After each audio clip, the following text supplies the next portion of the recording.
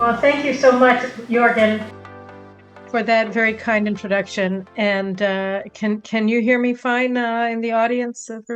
Okay, great. Your organization asked me to speak to you this evening about all of the balagan, all of the chaos that's taking over Israel for the past many months since the latest Netanyahu government was sworn in late December of last year around the issue of judicial reform. And I actually think if we want to go for a second to the introduction to my work, that a good place to begin the discussion is with the Oslo process, with the Oslo peace process, with the PLO. As Jorgen mentioned, I was a member of Israel's delegation to those negotiations during the course of my military service at the height of the Oslo Accords from mid 1994 until the end of 1996. I was involved with drafting and negotiating six different agreements between Israel and the Palestinians. And what had already become clear by 1994 when I entered the negotiations was that actually the Oslo process was a fraud because the PLO, it was predicated on the assumption that the PLO was no longer a terrorist organization. And yet very, very early on, it became clear that Yasser Arafat and the PLO that he led and that formed the Palestinian Authority, first in Gaza and the city of Jericho, and then in all the Palestinian cities and villages in Judea and Samaria, was actually a terrorist organization. It remained a terrorist organization, whether they were carrying it out directly against Israelis or whether they were colluding with Hamas and using Hamas as a partner in their ongoing terror war against Israel hardly mattered because they viewed themselves as two sides of the same coin in their joint battle against the Jewish people and the Jewish state. And this became clear. I'll just give you an example that I discussed in my podcast, the Caroline Glick Show today, with Yigal Carmon, who established a media organization that translates Arabic and Farsi and other media into English and in Hebrew. And he recalled that during the White House signing ceremony on September 13th, 1993, with Yasser Arafat and then Prime Minister Yitzhak Rabin and Shimon Peres and Mahmoud Abbas, at present, Palestinian television at the exact same time was broadcasting a speech by Arafat in Arabic to the Palestinian people, explaining that it was a fraud, that this was the implementation of the first stage of the stage plan for the destruction of Israel, the PLO's staged plan for Israel's destruction that they put out in 1974. So that first they were going to build a bridgehead inside of what they referred to as Palestine, and from there they were going to expand their war against Israel, both on the diplomatic front and on the military front. And that's precisely what happened, of course. And so the question was, how do you maintain Rabin recognized that it was a mistake, but he said that he needed to go forward with it because otherwise the Labor Party and he personally would be done politically, and his colleagues agreed with him. And even Shimon Peres acknowledged in government discussions that it had been a mistake, but they went forward. And the question was, how do you keep going forward with something after that it's already failed? And it was really interesting because because the current left wing so-called democracy protest movement that has been really lighting Israel on fire, a mob of them, assaulted Justice Minister Yariv Levin today. They tried to throw a dumpster on his car when he was trying to drive to work, and it was just these poor policemen who were protecting him from this mob of leftist activists who were besetting him and beating his car and trying to assault him and his car and block him from going to work. And it was just these poor policemen who protecting him. So one of the people or the whole protest movement we discovered some months ago was not born with Justice Minister Yariv Levin's announcement in January that the government wanted to put forward a package of legal reforms that would place minimal limits on the powers of the Supreme Court and the Attorney General, who currently have limitless powers.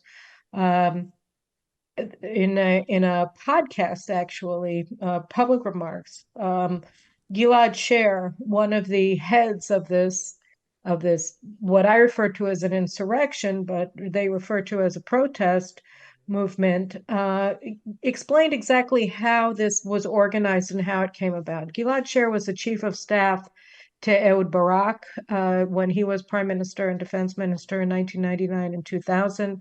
He was Israel's lead negotiator in the talks at Camp David, the failed peace summit, where Israel offered the Palestinians full statehood, control over all of Gaza, 96% of Judea and Samaria, and very large swaths of Jerusalem, including the Temple Mount. And Arafat not only rejected the offer, he refused to give a counteroffer, and he came back to Ramallah, and he told Marwan Barghouti, who was the head of Fatah, to prepare to launch a jihad, which they then launched on the eve of Rosh Hashanah at the end of September of 2000. So that was 23 years ago this week, if you go by the Jewish calendar. At any rate, Gilad Sher led those negotiations and subsequent talks that Israel held with Arafat's emissaries at Sharm el-Sheikh after the collapse of the Camp David Accords and while the Palestinians were actively engaging in a terror war against Israel. And since then, he has been a leading organizer of the left, money financer of the left. He's very wealthy. And at any rate, and he continues to work very closely with Barak.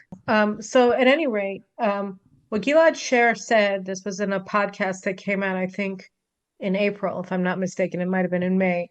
He explained that already before the elections, or actually he said in December, so after the elections, which were on November 1st of last year, but before the government was sworn in on December 27th, that he and a bunch of other very close advisors to Ehud Barak, Dan Chalutz, the former commander of the IDF, and the former Air Force commander, billionaire high-tech entrepreneur, Orny Petrushka, and some other leading members of what we're seeing today, all got together in Petrushka's office, and they put together the organizational form of how they were going to organize all of these protests and what they were going to do and how they would finance it, and who would be in charge. And so they already had everything laid out, and this was before the government made any judicial, it was before the government was formed, before Yariv Levin was made justice minister, before anybody knew whether they would do any judicial reform, and if so, what it would look like. And the idea behind these protests was to paralyze the government, to block it from governing, to demonize all of its members and its voters in order to destroy it, in order to overthrow it, and hopefully win an election next time. So, and then afterwards, one of their former associates said that they actually realized from their own internal polling that the Right Religious Coalition was going to win already before the November elections, that they had asked him to lead this whole protest movement in anticipation of the Right Religious Bloc's victory on November 1st, so that this was already in the works even before the election, according to Eldad Yaniv, the person who gave that statement, and Gilad Sher, who's leading the protests through this organizational network that they built in December, said that they started it before the government was formed, before they knew what they were going to protest against. All they knew was that the purpose of this was to paralyze the government, demonize the government and its voters with the goal of overthrowing it. And so then this week he gave another interview on the same podcast. And this interview was specifically about 30 years since the Oslo disaster began on September 13th, 1993. And in this podcast that I was listening to yesterday, Gilad Sher explained that from their perspective, the Oslo never failed. The fact that over 1,500 Israelis have been killed and over 10,000 have been wounded is neither here nor there. This is the only thing that we can do. It doesn't matter that Mahmoud Abbas just gave a speech in Ramallah on August 24th saying that the Jews deserve the Holocaust because we were usurers and we lent money, or that Ashkenazic Jews aren't actually Jews, were Khuzaris, were from the Khazar empire and were not Semites, and that the Nazis were not anti-Semites, because we deserve to be killed, of course. And so, it's like the failure of Oslo has nothing to do with any of that. Not Palestinian terrorism, not the fraud. He said that to the extent that Oslo has failed, and he insisted that it hadn't failed, it was because of the right, that the Israeli right, and particularly because Rabin was assassinated and because there was a Jewish terrorist named Baruch Goldstein who massacred Muslim worshippers at the Tomb of the Patriarchs in Hebron in March of 1994. Which both of obviously of those heinous acts and crimes were condemned by all Israelis.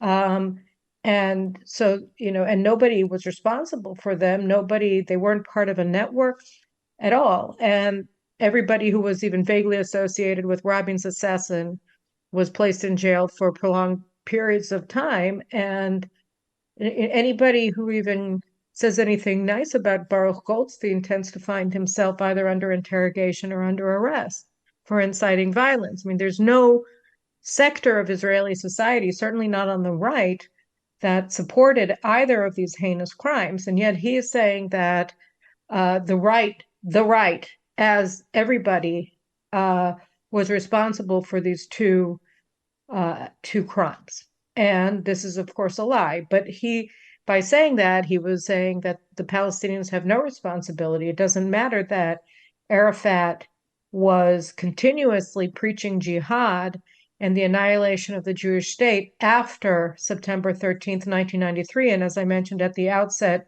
during the signing ceremony itself, in his broadcast to the Palestinians. So none of that matters. It was all the right's fault. And then he also said that the purpose of the protests is actually to save Oslo, because if the public and their representatives in the government, who he demonizes as messianic theocrats, are able to get their way, that is, the people's will be done because they won the elections, then Israel will be destroyed from his perspective and from the perspective of his associates. And therefore, what they have to do is stand by the Supreme Court and give it and secure its currently unlimited powers, and then also expand them. And that brings us to where we're going to be tomorrow. Tomorrow, the Supreme Court, and the Supreme Court in Israel is a very, very strange court. It actually has no parallel, certainly not in the democratic world. And I have no idea what the situation is in authoritarian regimes, but I haven't actually come across an authoritarian regime which is ruled by judges. I may not be aware of everything, but I've never heard of an authoritarian regime that's ruled from the bench by justices of the Supreme Court who select themselves. And that's the thing. The first thing that you have to understand about Israel's judiciary is that it's self-selecting, because we have this very bizarre judicial selection process where judges are nominated or by a committee, and they're approved by the same committee. And the justice minister is ostensibly the head of the committee, so that he's supposed to be the one making the nominations.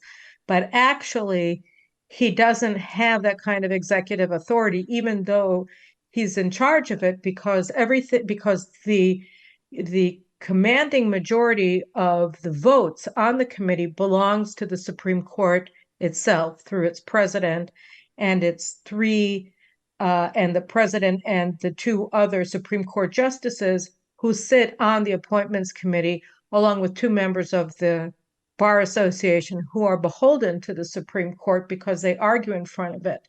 So you have 5 members of the committee that are essentially all in the pocket of the Supreme Court president. And then you have the justice minister, you have a member of the opposition in the Knesset, and then you have two more. You have another member of the government and another member of the Knesset, usually from the coalition. So you have 4 politicians, one of whom is in the opposition. So you would assume that he would vote or she would vote against what the justice minister wants. And then you have an automatic majority of 5 people controlled by the Supreme Court president, including the president herself in our current case, who all vote as a bloc. So actually, under this strange policy that we have for selecting justices, all the justices are self-selected by themselves. They choose themselves. So that's one lacuna in our system. Now, if all of our justices were liberal in the classic liberal sense, then you would expect to have some balance anyway, that in the give and take between the minority of politicians and the majority of justices and bar association members, that you would end up having, despite this, some sort of mix of conservative justices and more progressive justices, etc. But that's not what we have, because our justices really don't care, because they're not beholden to anybody except themselves. They only need to account for their actions to themselves. So instead, we've gotten the situation where, over the past generation in particular, all of our justices, or almost all of the 15 justices, say, sometimes you might say 11 out of 15. So all the same, if you have 4 justices who are not completely progressive, and then the 11 who are varying degrees of woke, then you have a very unbalanced court, and you have it permanently because they choose themselves. And that's exactly what we have. So we have a government that's chosen by the people, that represents the majority will, because in order to form a government, you need a majority of the members of the Knesset to come together and form a coalition. And then the head of that coalition is the prime minister. And then he selects his ministers from members of the coalition. So you have a government and you have a Knesset that are representative of the majority. You also have minority rights inside of the Knesset, and as I said, inside of different committees for selecting senior appointees, including justices of the Supreme Court. But in the court itself, you have a completely unrepresentative sample of the Israeli people. So they're not representing the majority. They're not even representing a plurality of Israelis, to be honest. So that's one problem with the court. Another problem with the court is that over the past 30 years, really since Oslo, we've seen this process where, under now retired Supreme Court President Aaron Barak, the Supreme Court kept absconding, kept seizing the powers of the Knesset and of the government without any legal basis. So they would invent a legal basis for what they were doing, which was ruling through judicial fiat. So, for instance, Israel doesn't have a constitution, and there was a desire to reach a constitution, but recognizing that there are vast differences between, say, ultra-Orthodox Jews in Bnei Brak or Jerusalem, and secular anti-religious kibbutz members in the communist kibbutzim of the 1950s, Ben-Gurion realized that it would be very difficult to reach a meaningful lowest common denominator.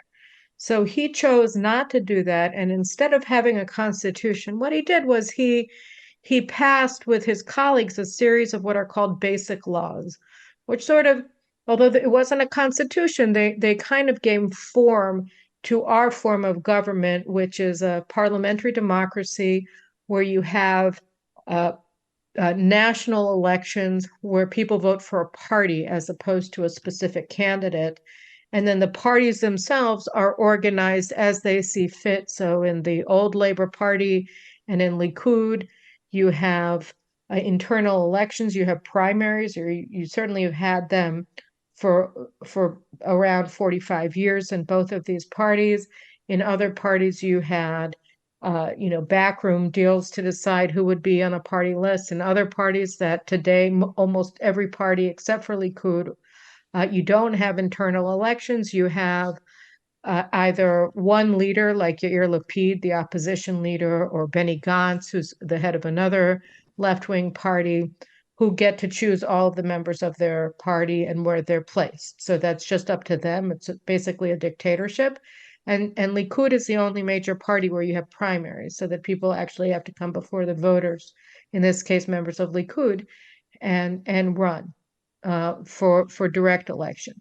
But that Ben-Gurion and his colleagues put together these basic laws that set out the powers and the limits on powers of the three branches of government. They passed the law of return, which enabled Jewish immigration to the Jewish state, and a bunch of other laws about Saturday being the day of rest and the national holidays being Jewish holidays, etc., and different holidays for Muslims and Christians. So there were all kinds of laws that were passed that sort of were not a constitution, but they gave form to the democratic regime that we're under we've been governed by in Israel. And any changes in the way that we want to organize ourselves are done through amendments to basic laws, which have happened from time to time. And so in 1992, Barak had the Knesset pass this law that nobody thought anything of, called Human Dignity and Liberty. And everybody just thought it was sort of a flowery, nice, declarative law. That was a basic law. It was so unimportant to the members of Knesset, or they saw it as unimportant, that you barely had a quorum who voted for it. There were only 50 odd members of Knesset out of 120 members of our parliament who were present to vote on it. And Barak had actually drafted it. And it got through with it was 30 something to 20 something. So it didn't even get through by a landslide. It was a close margin, relatively speaking, by a very small quorum of Knesset members who were present that day. But Barak then took this law, Human Dignity and Liberty, and said that this is the basis of the constitutional system in Israel. And he said that the basic laws were actually our constitution, and they were all underpinned by this law, Human Dignity and Liberty, that nobody ever thought of as anything important. And on the basis of his invention of our Constitution, and the constitutional basis of that being this law that he had written himself, he started absconding with the powers of the Knesset and the powers of the government. So, for instance, in 1995, he announced that the justices of the Supreme Court have a right, based on the basic laws, to overturn duly promulgated laws of the Knesset. And nobody had ever given them that power in law. He just said that they had it because of his interpretation and his invention of our Constitution. He started overturning military policies, which he claimed not on the basis of law, but said that they were disproportionate. Nobody knows what that means. It's a completely nebulous term, but he was intervening in military affairs and many times in the middle of war. And these were counter-terrorist policies by the IDF. We had the security fence separating Palestinian population centers in Judea and Samaria in the West Bank from Israeli population centers beyond the 1949 armistice lines. And he started interfering with the route of the fence, even though this was for security purposes and not for diplomatic purposes. And there was nothing barring Israel from doing this under international law.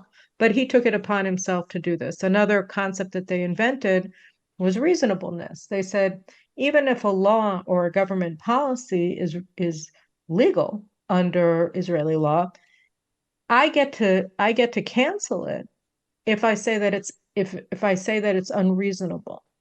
How do you define unreasonable? What unreasonable is whatever the justices of the Supreme Court say it is. So they started canceling immigration laws.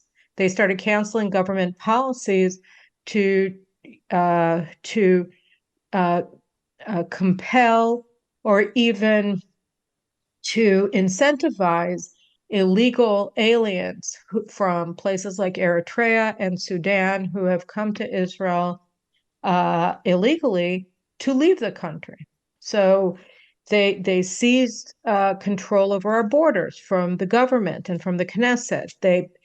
They overturned 3 different laws that the Knesset passed on this same issue. They overturned government decisions and government and Knesset laws in relation to citizenship and the cancellation of citizenship for terrorists who kill Israelis in acts of war against the country who happen to be Israeli citizens.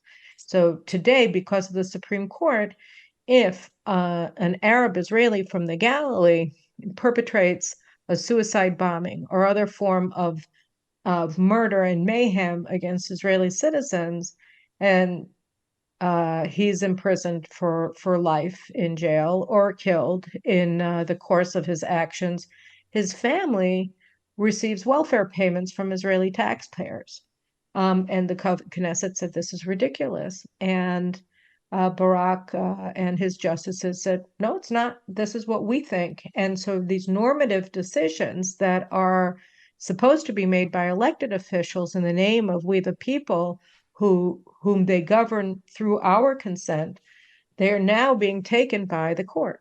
So over time, more and more sectors of Israeli society began being directly harmed by the Supreme Court's really tyrannical overreach. And I've been writing about this issue for more than 20 years. And when I started writing about it, I was one of, I think, 2 writers in the Israeli media who were writing about the problem of Supreme Court overreach. And over the years, more and more people started writing about it. More and more lawyers started opposing it. Even some judges began opposing it, both retired Supreme Court justices like Barak's predecessor, Meir Shamgar, and Moshe Landau, who were presidents of the Supreme Court before Barak, said that this is insane and a form of tyranny. But all of the successors to Barak on the Supreme Court are all people that he personally selected, who are cookie-cuttered justices that he placed in their positions. So the court has become more and more radical and has harmed more and more aspects of public life in Israel. And so in the last elections, after the court had become so radicalized, we finally got, for the first time ever, an absolute majority of Knesset members, 64 in this Knesset, who are all committed to placing limits on the Supreme Court power. So how do you place limits on the Supreme Court power? Well, Barak, when he invented our Constitution in 1992, and then in 1995, when he started expanding it, he said that the source of the Supreme Court's authority to interfere, to abrogate, to cancel laws, and to cancel government decisions were the basic laws. He said that this was a source of their power, and that the only body that had the power to legislate basic laws is the Knesset. So that means that he acknowledged that the sovereign in Israel, the repository of Israeli sovereignty, is the Knesset, which is elected by we the people. But when the Knesset realized this, they realized, okay, well, then we have the power to curb the Supreme Court's overreach by promulgating or amending basic laws. So for instance, in 2018, the Knesset passed a law, Israel is the nation state of the Jewish people. And they did this because the majority of Supreme Court justices are what you would call post-Zionist. And they have been taking actions to undermine Israel's Jewish identity by either directly through their judgments or by enabling the Attorney General, which really today, unfortunately, serves not as the legal advisor to the government, but as the representative of the Supreme Court justices within the government, and has seized all executive power from the ministers themselves by saying that the Attorney General's decisions actually are or opinions, legal opinions, bind the ministers. So today we have an Attorney General who was appointed by the previous government. Her name is Gali Baharav Miara. And since Netanyahu and his colleagues were sworn into office in December, Baharav Miara has been subverting every single one of their decisions and saying that they're unreasonable or they're illegal when they're manifestly both legal and reasonable.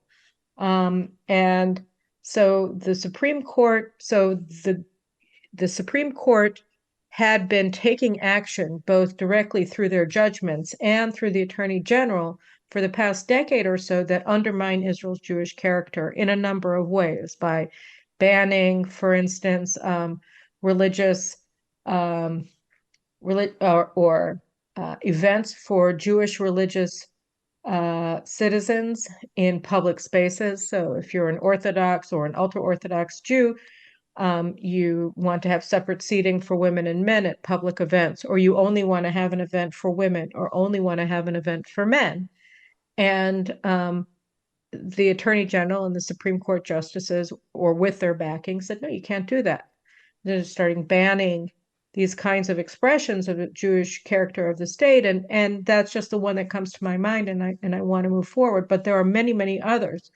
And so the Knesset passes this law to protect Israel's Jewish character, so that the Supreme Court has to take this in mind in their judgments. They can't just judge based on a reasonableness standard, which is subjective and political, and they can't just judge on a proportionality standard, which is also nebulous and subjective. They actually have to, in their judgments, take into consideration the fact that Israel's Jewish character has to be protected. So they don't like that law. And then when this government came in, as I mentioned, Levine, who has been running on the platform of judicial and legal reform for 2 decades, he put together and presented in January a package of suggested or planned reforms that, again, just placed minimal limits. So one of the things that they wanted to do was amend the basic law regarding the judiciary to say that they cannot judge based on a reasonableness standard. There are other non-legal standards that they can still use, like proportionality, but you can't abrogate a law or a government policy by claiming that it's unreasonable.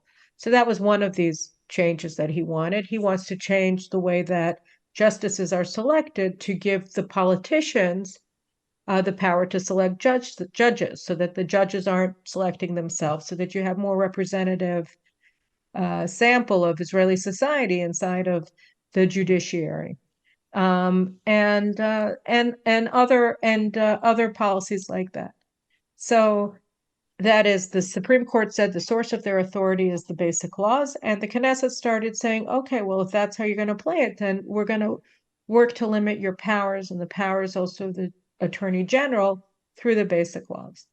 And so now what is happening, and tomorrow the Supreme Court is going to begin adjudicating 3 different petitions that all call for the justices to amend basic laws from the bench.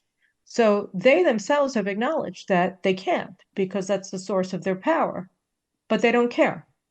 So now they're making these arguments that they actually have the power to amend basic laws based on A, the fact that they said that they do, and B, Barak just wrote this article last week, and this has been kind of in the ether for the past several months, that, it's because of the Declaration of Independence. Now, the Declaration of Independence is an interesting document to look at for 2 reasons. One is because it's a political document. It has nothing to say of a constitutional nature at all. I mean, Ben-Gurion was using it as a means to rally the Jewish people around the world to the side of the infant Jewish state and to move Israel from the position of a colonial outpost of the British Empire under the League of Nations mandate into the position of sovereign state of the Jewish people, the Jewish state. So it was a political document that was geared towards causing a political end or declaring a political change in geopolitics and in the Jewish people. And in fact, Ben-Gurion and his colleagues explicitly said that the Declaration of Independence was a political document that all sectors of Jewish society in Israel had signed onto, again, from the communist members of the kibbutzim to who were actually Stalinists, but whatever, to the ultra-Orthodox of Bnei Brak and Jerusalem, so that you had all sectors of Jewish society in Israel who participated in signing the Declaration of Independence. The other reason it's a very strange thing is because they keep talking about something called substantive democracy, which means that they have all the power and the actual democratic will of the people is nowhere to be seen in policymaking or in lawmaking, or mustn't be seen. But the word democracy itself never appears in the Declaration of Independence. There's nothing there about what form of government Israel will have. It just says in several places throughout the document that Israel is the Jewish state. And so this is the thing that they're trying to undermine, the Jewish character of the state, and make Israel into a post-Jewish state. And on the other hand, they keep saying that they're doing this to protect democracy, but the Declaration of Independence doesn't say anything about democracy. And so they're using this as a basis for absconding with the one remaining power that they acknowledge that the Knesset has, and only the Knesset has, which is to promulgate or amend basic laws. So now they're going back on that, and they're saying essentially we have limitless powers. So the thing that sort of binds the Oslo process with the Supreme Court and people like Gilad Sher and Ehud Barak and their colleagues on the far left with Esther Chayut, the president of the Supreme Court, is that both of them want to make sure that the people are not in charge of their destiny in the state of Israel. So the Supreme Court is completely non-representative. Meretz, the far left party, which is a post-Zionist party, didn't get elected to the Knesset last November. But the overwhelming majority of the Supreme Court justices, as understood by the rulings themselves, are clearly on the same page politically as Meretz. So if Meretz doesn't represent anybody in the Knesset today, the Supreme Court doesn't either. And yet the people with the exact same outlook as this party that's so unpopular that it didn't get elected are in control of the Supreme Court. And tomorrow, when they meet to adjudicate the first of the three petitions, and that petition is specifically on their own powers, where it's a petition to overturn the Knesset's amendment to the basic law judiciary regarding the reasonableness standard and abrogating the regional reasonableness standard, they're saying that they have the power to determine their own powers based on the fact that they say that they do, which is kind of crazy. But if you understand that the purpose here is to block democracy, is to block the people's sovereignty, and then say that you're doing it in the name of democracy, then you understand that this is the actual situation that we're faced with here, that words have been laundered to mean the exact opposite of what they say they do. And we're all kind of flummoxed by this, because really the people in the streets are the elites of Israeli society. They're former generals who have been very politicized and radicalized to the point where they say, if we're not in charge of Israel, then we want to tear apart the army. They've called for mass refusal of orders, which is treason, by pilots, by members of our key commando units, cyber warfare units. they're trying to take apart the army. I mean, the reason that Netanyahu stopped the reform from going through in March is because he was facing a threat that he believed to be real, that these generals were going to tear apart the military. And so he gave this speech where he likened the current situation to Solomon's trial between the two women, both claiming to be the mother of the same baby, and the real mother. And Solomon suggested that he cut the baby in half, and each of the would-be mothers would get half the baby. And the fake mother was fine with that compromise. And the real mother said, take the baby, because she preferred that this imposter raise her child and that the child be killed. And so that was how he was likening the situation. And it's still very much that way. We have the wealthiest people in Israel, the people who have the easiest, approaches to capital markets for high-tech companies, trying to demand that all high-tech engineers sign declarations opposing the government. You have these former chiefs of staff of the IDF and Air Force commanders, Mossad directors. Last week, Tamir Pardo was always known to be a leftist when he was the Mossad director, but he actually came out and publicly said that Israel is an apartheid state. This is a blood libel. And even the IRA definition of anti-Semitism has characterized this rightly as an anti-Semitic claim. And you had Shikma Bressler, who's sort of the appassionata of these protests, came out on Shabbat, on Saturday morning, at a democracy forum, said, you're not allowed to talk to anybody in the government because you're not allowed to talk to Nazis, whether they're Jewish or non-Jewish.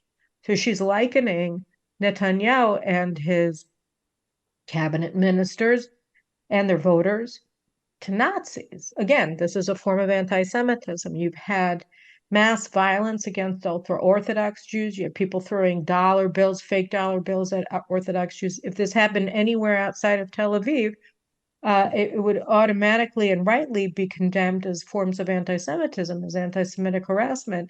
It's happening in Israel, and it's these so-called self-proclaimed democracy activists who are doing it.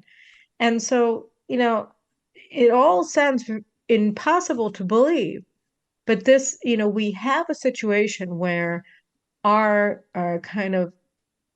elite class has gotten used to being in positions of power in our economy, in our military and Mossad, Shabak, in our government service, in our banks, in our media, and our entertainment industries. And they always, sort of as a herd, have blamed the other Israelis, the Sephardic Israelis, the religious Israelis, the ultra-Orthodox Israelis, the right-wing Israelis, for all of the bad things that have happened to Israel, and particularly for Palestinian terrorism, as Gilad Sher did in this podcast this week, and that Jewish nationalism is bad, so that they've embraced the kind of narrative of the Zionism is racism canard at the UN, and they're pushing it into the bloodstream of the Israeli public through these protests.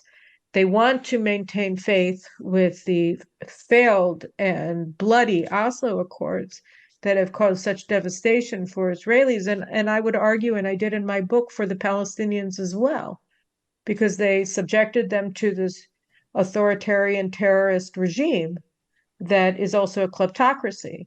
But, they're now using our very radical self-selected Supreme Court to try to overthrow the government and then seize limitless powers for our justices so that they can essentially rule forever from the bench, regardless of what happens or doesn't happen in any particular election. So this is really distressing. I don't think that they're going to succeed because at the end of the day, Israel, like every other democracy, is all about we the people. And we the people are not are not going to just, go gently into that good night and let them uh, destroy the country. And we may give a baby to them from time to time so that they don't kill it. But we are the mother. And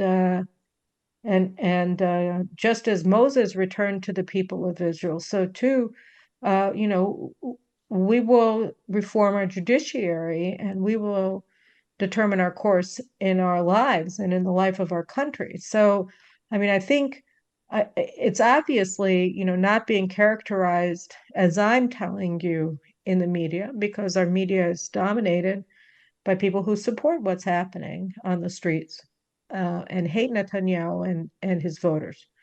But the truth is what it is, and tomorrow the Supreme Court, just by hearing these petitions on issues that they have no legal authority over, is essentially moving to abolish the rule of law in Israel, such as it is. And so I think it's very important for Israel supporters to understand what's at stake and what's happening, and to understand that there has been a reckoning with this kind of um, self-serving and destructive policies on the left among Israelis over the past 30 years. I mean, we have been living to a degree, not only in Israel, but in the United States and Europe, an age of delusion where you have cowardly politicians who simply don't know how to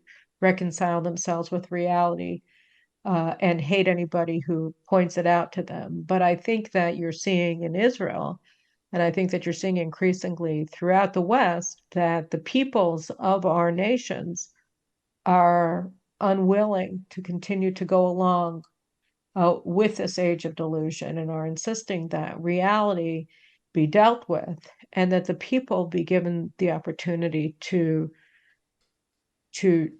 advance our national interest through our democratic institutions. And that's not going to change in Israel, no matter how much they harass the ministers in the government and how much they demonize the voters.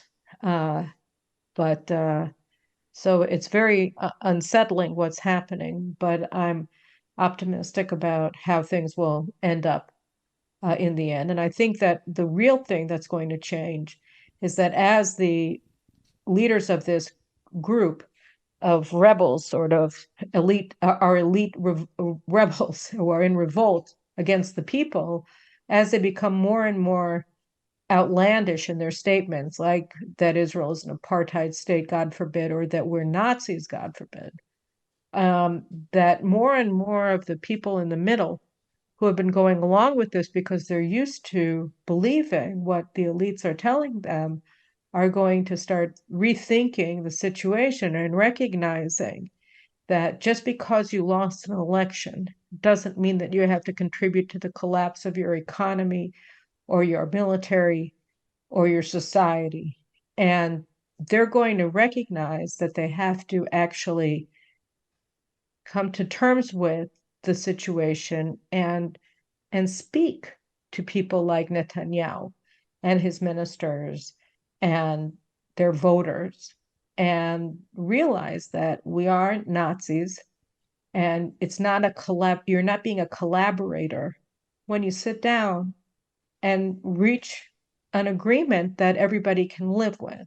Um, right now, I think everybody's too afraid of the mob to do that. But I think that we're already beginning to see cracks in that. I know that Benny Gantz reinstated talks at the president's house today with Netanyahu. I don't think that anything will come of that, but I think that it's the beginning of a shift because, I mean, people are too afraid to even condemn statements like Tamir Pardo's or Shikma Bressler's from just the past couple of days, or to condemn the mob that assaulted the justice minister this morning because they don't want to be thrown out of polite society, such as it is. But I think the more crazy they become, the easier it will be to stand up to them.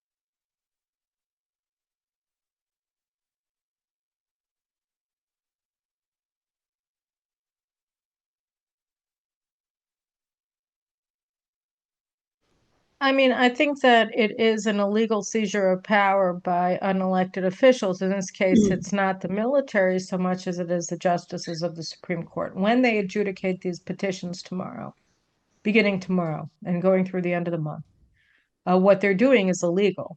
They don't have the legal power to do this. And when they accept these petitions, I mean, the last petition that they're going to be adjudicating, I think beginning on September 27th, when one of the very devastating things that happened was that shortly after the government was formed, this NGO called the Movement for Quality Government, which is partially funded by the U.S. government, and they were the first sort of organization to spearhead this revolt.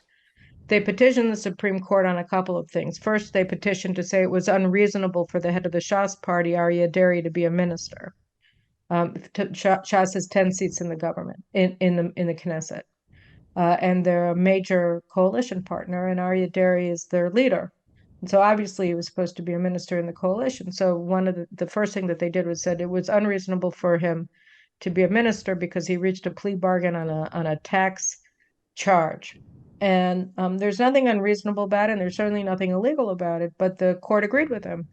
And so the head of one of the parties constituting the government is now out of the government because the judges said so. And then the same Movement for Quality Government made another petition, said it was unreasonable for Netanyahu to be prime minister because he's a criminal defendant. And it doesn't matter that his charges have all fallen apart in what is now a trial that's been going on for almost 3.5 years. And the judges who are presiding over his trial have already said, look, your bribery charge is garbage. You might as well just take it off. And that's the only serious charge that he had.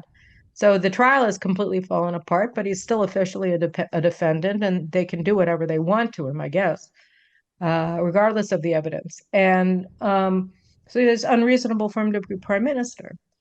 And the attorney general should deny him the right to continue to be prime minister because it's unreasonable for him to be prime minister. So effectively, they're saying that the attorney general should fire the prime minister. The attorney general was appointed by the previous government.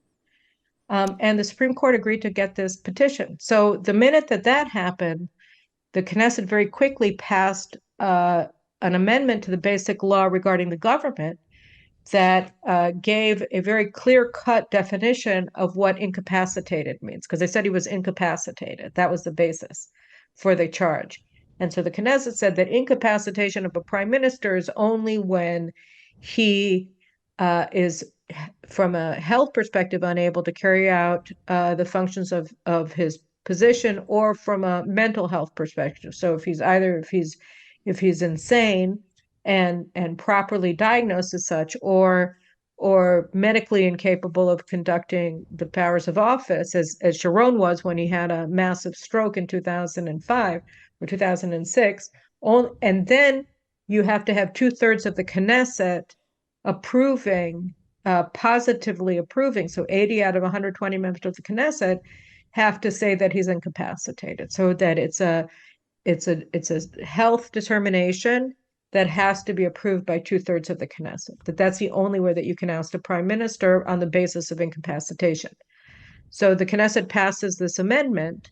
So the Movement of Quality Government put in a new petition to overturn the amendment to the basic law on the government regarding the incapacitation of the government in order to facilitate Netanyahu's ouster under this broad, crazy interpretation of the incapacitation clause as it stood before it was amended. And the Supreme Court is on with this. So that, yes, to the extent that they're discussing whether the Prime Minister of Israel can continue to serve as the Prime Minister of Israel under these crazy claims by a political organization called the Movement of Quality Government that's funded by foreign governments. This is a coup.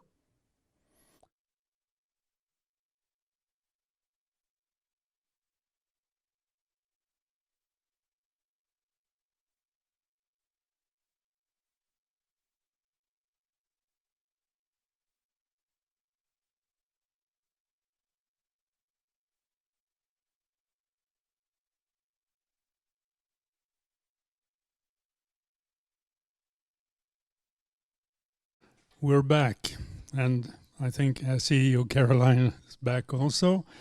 And we hope those others on the web are back.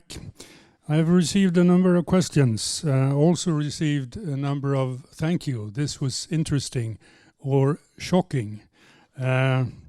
So, which to start with? I think I'll start with this one. Maybe it's a short answer one.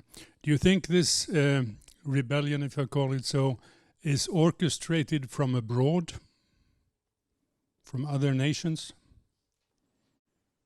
I don't think it's orchestrated from abroad, but I think it's orchestrated with the active support of organizations and governments from abroad. So, for instance, the Biden administration has been extremely supportive of these protests, and in support of them, President Biden has refused to meet with Prime Minister Netanyahu, which is something that's sort of unprecedented. He said so publicly on a couple of occasions, as did the Secretary of State and other senior administration officials, in an extremely insulting way.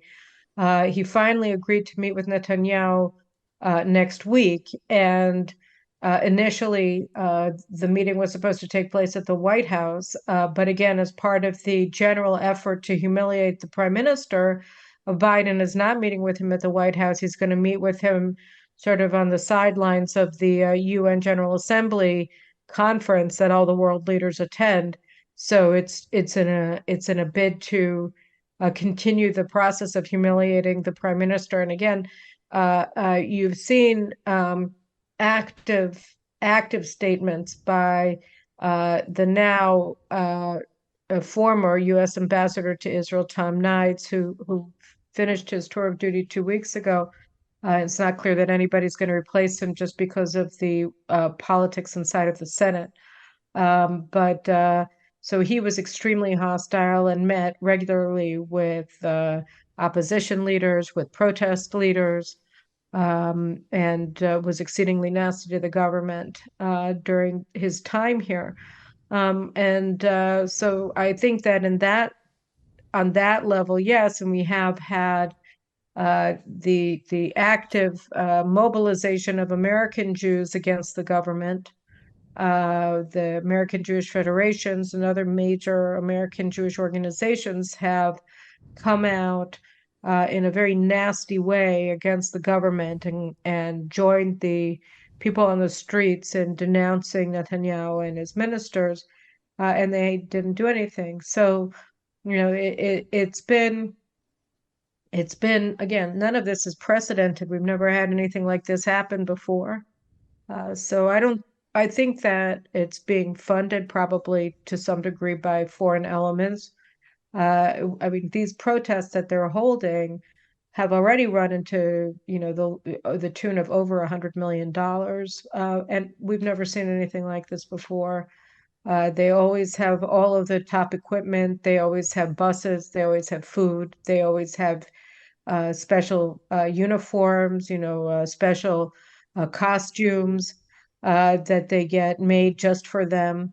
And they're paying people to participate in a lot of this stuff. So, yeah, there seems to be unlimited amounts of money at the disposal of these organizations. Okay. My next question is quite another direction. It was suggested to me that Netanyahu has a lot of money, a lot of millions, and the question is, how did he acquire those millions? Saying he couldn't have earned that as a civil servant.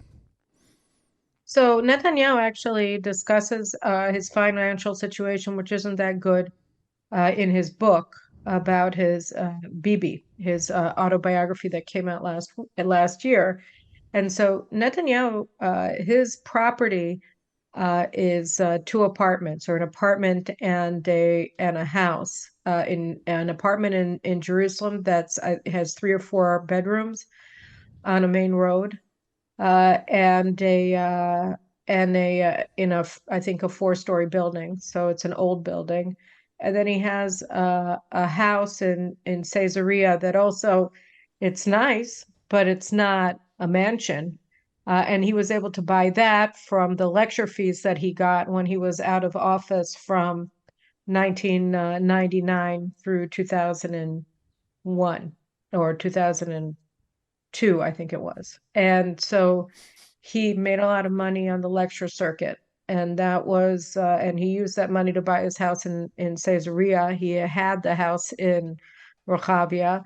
The Supreme Court has been trying to impoverish him, or the Attorney General, with the approval of the Supreme Court, through the legal proceedings, because they've banned him from raising money for his own defense. So he has a very wealthy cousin who's paying his legal bills, and they barred him from helping Netanyahu pay his legal bills.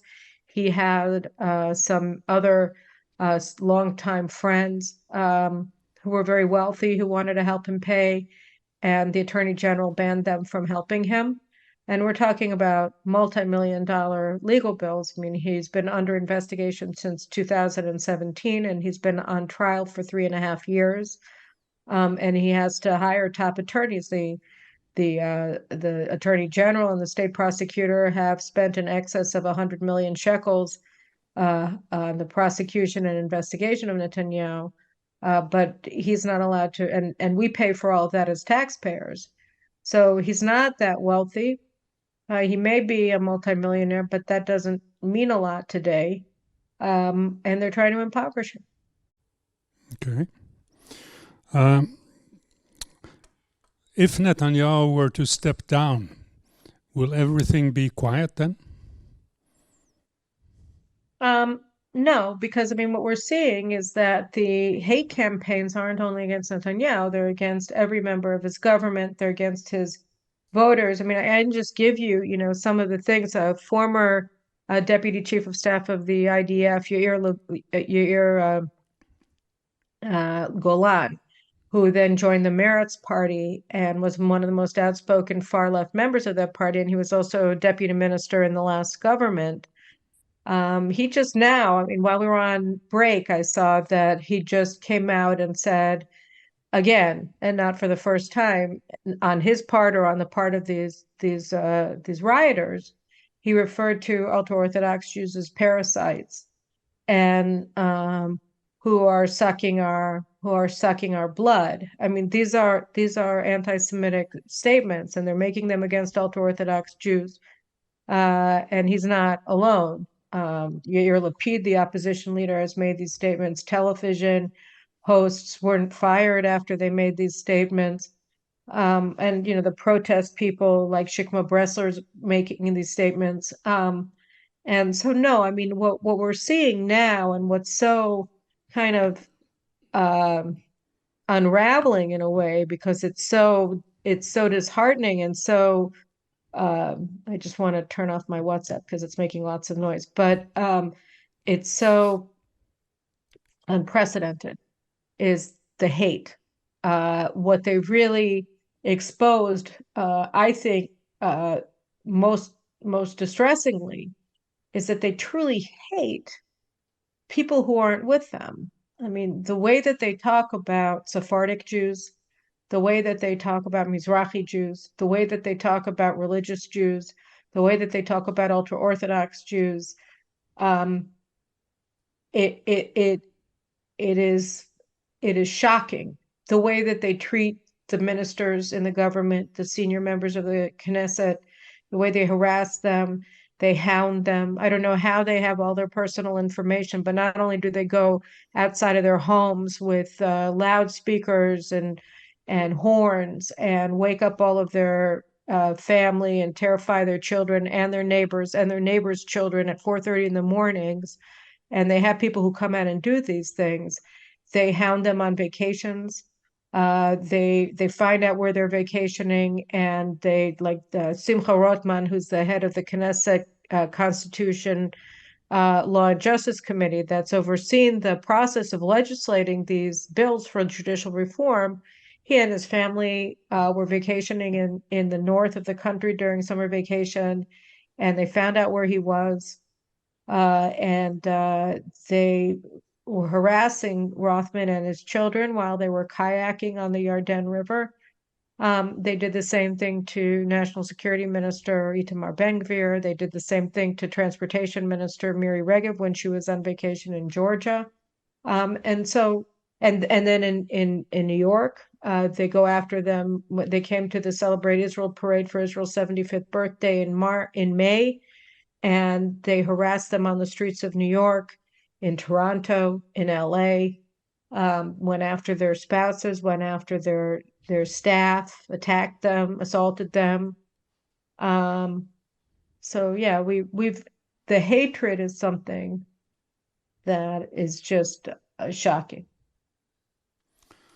I also have this question about, it's been said also in Sweden that earlier in history, I don't know if it was in the 90s or whenever, the left in Israel wanted this judicial reform. And it's just now when the suggestion comes from the right that they are against it. It's even more than that. It's not just in the 1990s. In the previous government, the previous Justice Minister, Gideon Sa'ar, who's in Benny Gantz's party, and he is a disaffected former Likud minister who is mainly motivated by an unbridled hatred of Netanyahu. I can't figure out anything else that's keeping him in politics, but other than some things that I don't want to go into, but that indicate that he may be at the mercy of the Attorney General. At any rate, his own platform running for Knesset in the last election was actually more far-reaching than the judicial reform package that Levin and Simcha Rothman, as the head of the responsible committee in the Knesset, put forward in this government. So his call for reform of the Judicial Selections Committee was more far-reaching than theirs. His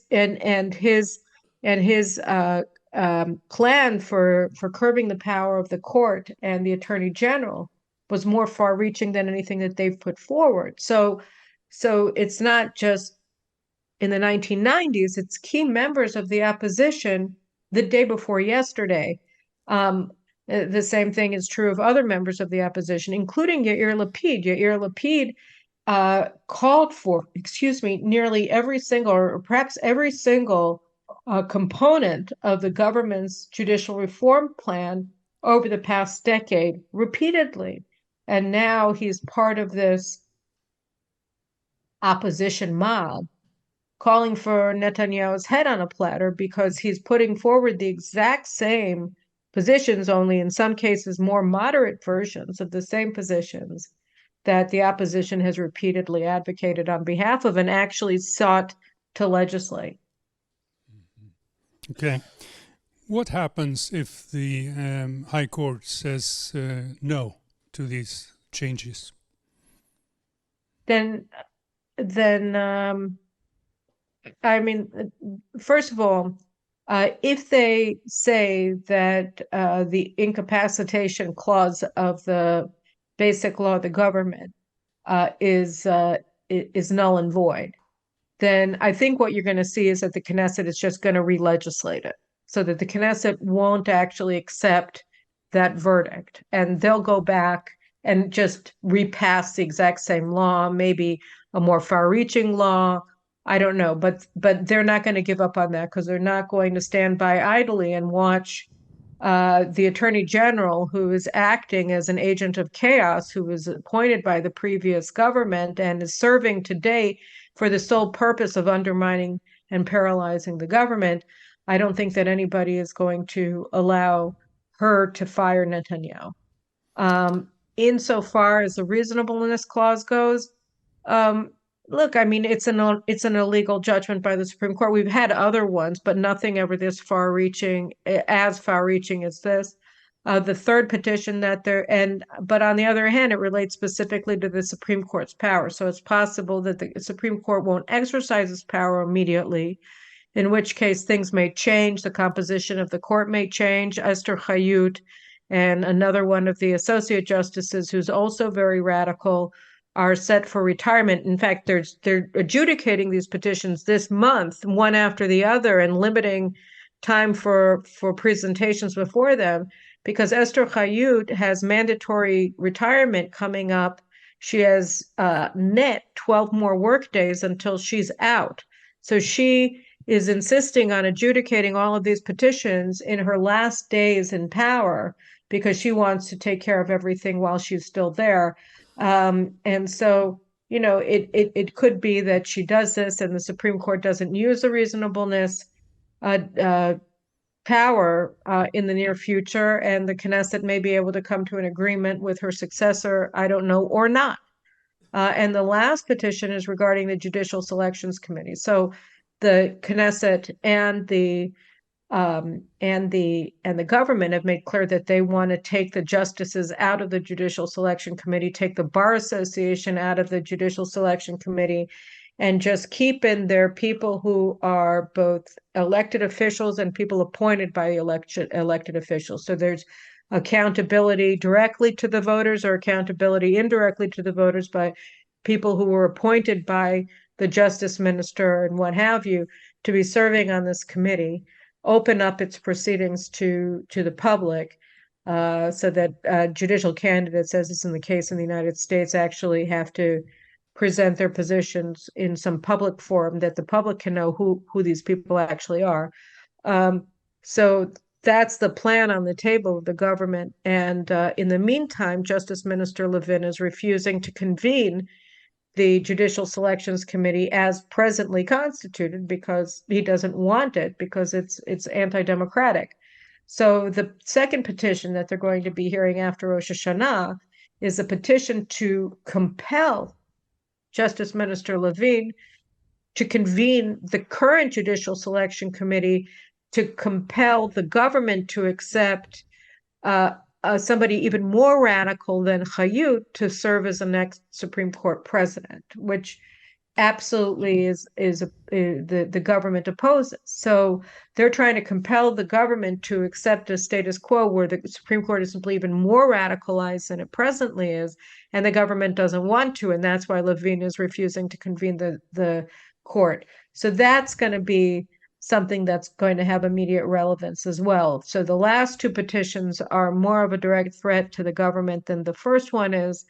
And the truth is, I'm not sure what the Knesset is going to do. The Speaker of the Knesset, Amir Ohana, gave a speech last week after being silent for a long time, which I was disappointed by, but he did give a speech last week where he said that the Knesset is not going to stand by and allow its powers to be seized unlawfully by the Supreme Court. So how he intends to go about protecting the powers of the Knesset after the Supreme Court acts as it's about to is not clear to me. But what is clear to me is that he said that it will act. So we'll just have to see. Okay. And from there, what then? Could there be a deadlock which would hurt the country, or even it has been speculated here in Sweden about civil war? Well, it's not a Swedish speculation per se, because the heads of this rebellion are all calling for civil war, whether it's former Prime Minister Ehud Olmert or Ehud Barak, who are calling for civil war, former chiefs of staff of the IDF like Dan Chalutz. Bogia alone and others are just completely off their rockers. The mayor of Tel Aviv, Ron Huldai, has as well called for violence and civil war. I mean, you have senior people in Israeli society inciting civil war and the destruction of the IDF and all kinds of other things. So I don't think that there's going to be a civil war in the sense that the government won't fight back. I mean, right now, today, you just had these rioters blocking Begin Highway in Jerusalem, which is a felony. And the police actually, unlike in the Tel Aviv, they were able to pull them off the street very quickly and allowed the highway drivers to go on with their business. I don't know what they're going to do later tonight. They'll probably try to do it again. But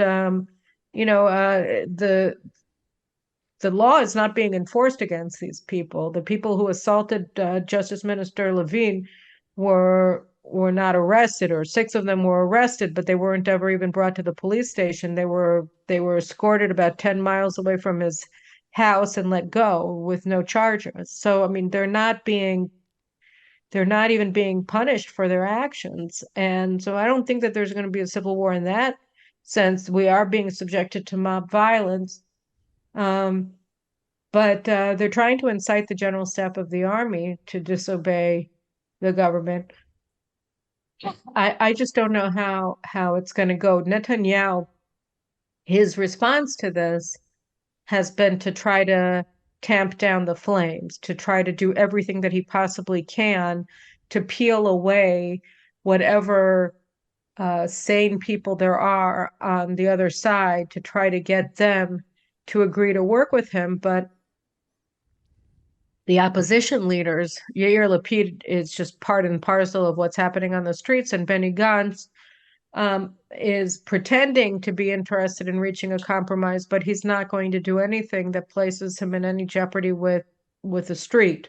So he sort of winks and nods in Netanyahu's direction, and then he leaves him standing and doesn't agree to anything. It just happened again today at the president's office. I just saw that those talks didn't lead to anything because Benny Gantz refuses to. So, he pulls out this idea that this tantalizing prospect of agreeing to reach an accommodation with Netanyahu, and then he refuses to because he doesn't want to stand up to the mob. It's too dangerous for him as a politician, he thinks. So I don't know. I mean, I don't know where it's going to go in the immediate term. I think we're going to continue to see a lot of this mob violence. I think that our enemies are going to take advantage of it. They already are. We see that Iran is trying to expand the cleavages. They've been carrying out these psychological warfare operations inside of Israel to try to tear apart the country even more. So, like this week, for instance, a Twitter account, which was later exposed as being an account operated by the Iranians, posted a photograph of the general in the IDF that's responsible for Judea and Samaria in a Hitler uniform, in a uniform of a Nazi with a Hitler mustache. And the left immediately attacked the settlers in Judea and Samaria for putting this out. And nobody did. It ended up that a very quick investigation by whomever realized that this was actually put out by the Iranians. So, both from a subversion perspective, a psychological warfare perspective, Hezbollah, Iran are getting involved and trying to expand the cleavages in our society. And the left is very quick to, capitalize on anything that they do. And then they may attack. Yesterday, Mossad director David Barnea gave a speech where he made very explicit threats to the Iranian regime that he said Israel has blocked 27 plots to conduct terrorist attacks against Israeli Jews and non-Israeli Jews throughout the world since the beginning of the year. So that I don't remember what he said, whether he said over the past year, which would mean 2 a month, or whether he said since the beginning of the year, which would mean 3 a month. But whatever the case, Iran is very clearly seeking to kill Jews around the world. And it's also using Hezbollah and Palestinian terrorist organizations to raise the prospect of a major regional war, uh, and as it speeds ahead towards nuclear capabilities. So, we are facing a very dangerous strategic environment while all of this is going on. So that may also happen, in which case it's likely that the left will stop rioting, at least for the duration of the war. But we'll have to see. Okay. As I said, I had some comments talking about how shocking this is that you're talking to us about. And I think the very good question comes from Stockholm, if I'm correctly informed. How can we help? Well, I think that, the most important thing, I don't know what the most important thing is, but a couple of important things are to just, first of all, understand what the actual situation on the ground is. I would urge you all, if you'd like to, you can follow my podcast, The Caroline Glick Show, and news coverage at JNS, where I'm editor at large, Jewish News Syndicate. So it's jns.org, to just keep informed of what's actually happening here, because the vast majority of our media is mobilized against the government and has long hated Netanyahu. So it's sort of ripe for this. But aside from that, I think it's just very important to respect the democratic verdict of the Israeli voters and to say, look, I mean, I may like aspects of Netanyahu's leadership. I may not like them, but he was elected fair and square, and he deserves the chance to lead Israel. So, to the extent that the people on the streets in Israel and the Supreme Court justices are trying to impede that, they're actually the ones who are behaving anti-democratically. And I would urge the government of Sweden to invite him for a visit. He should come in and be welcome to Sweden. I know that relations have been somewhat improved in recent months, and that would be nice, to invite him or to invite Foreign Minister Eli Cohen, and to give them the welcome in Sweden that you would give to allies, that you would give to fellow democracies. I think those would be important actions by the Swedish government, by the Swedish people, to stand with the right of Israeli voters to vote in whoever they want, just as you would stand with the government of Israel if the left were to have won on November 1st, because that would have been the will of the people. You stand with the government when it's not a leftist government, because that's the will of the people, and you respect Israel's freedom and self-determination and democracy, so that you're very sorry if people inside of Israel don't accept the verdict of voters, but as Swedes, you're certainly willing to respect that. And when you hear people demonize the government and its components, say, why shouldn't they have a right to be elected? I mean, everybody has a right. If you run for office and you get enough people to vote for you, and you're not fascist, Nazi, parasitic bloodsuckers, then there's nothing wrong with you leading. I mean, if you're law-abiding politicians who are acting in a moral fashion in your governance, criticize a policy. Don't criticize somebody or deny somebody's right to be elected. Okay. So I think that would be the greatest help, because right now, and of course, continue to support Israel against our enemies who are seeking our annihilation, which just, I guess, goes without saying, although maybe not when you have former directors of Mossad calling us an apartheid state, but, all of the things that you've been saying in defense of Israel all of these years about Zionism, about Jewish self-determination, about Jewish rights to freedom in the land of Israel. And by the way, I thank everybody who has done so, because it's so important. It's all being subsumed now because the leadership of the BDS movement is being taken over by our political opposition that doesn't accept the right of the people to vote for somebody else to be in office instead of them. And that's just not right. I mean, again, you may want a Palestinian state. I certainly don't, but fair is fair. If you win the election, you get to advance your policy. And if I win the election, I get to advance my policy. And I think that that's really, what this is about. Uh, it's just defending people's right to vote and allowing them to have a government that rules by their consent.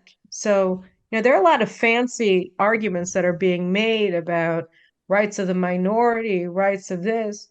Oh, well, ultra Orthodox are a minority. They have rights that are being trampled by people in the streets. Religious Zionists are a minority. They have rights. And Sephardim are the majority, and they have rights, and they're being trampled. So, you're seeing right now one minority, a very privileged minority, a very wealthy minority, a very powerful minority, a very well-connected minority, that are saying, we have all the rights, and the majority has none of the rights, and the other minority groups inside of Israel have no rights. And all of them, and we get to do everything we want, and you get to do nothing that you want. So that's not about respecting minority rights. That's about destroying democracy and the rule of law. So I think that the better, the simpler the defense, the more reasonable it is. I mean, they're going after first principles here, and first principles have to be defended on all costs. Okay. Time is running. I have one final question. Where are you in all this? How much of a lone voice are you? Do you have any backing? Well, I'm a writer. I'm not a politician. I have spoken at two rallies before hundreds of thousands of people in recent months. The last one was last Thursday, and the first one was in April. And there are a lot of people who are listening to me. Um, but I mean, our media is very hostile. I was fired from my position as a senior columnist at Israel Hayom because I was pro Netanyahu last year, and the paper wanted to adopt a more anti-Netanyahu line. So they've first fired the editor, and then they fired me, and they've been blocking the remaining right wingers from saying too much. So, we've had that going on here, but I landed on my feet, and so I'm very lucky in that regard, because I have a lot of people who like to read me and listen to me. But you know, I actually feel very bad for Netanyahu and his family and what they have to go through, and I feel badly for the members of the government and their families for what they're suffering. And I don't envy them, their positions. But I think, even if you just want to write them letters of support saying, look, we support Israeli democracy here in Sweden.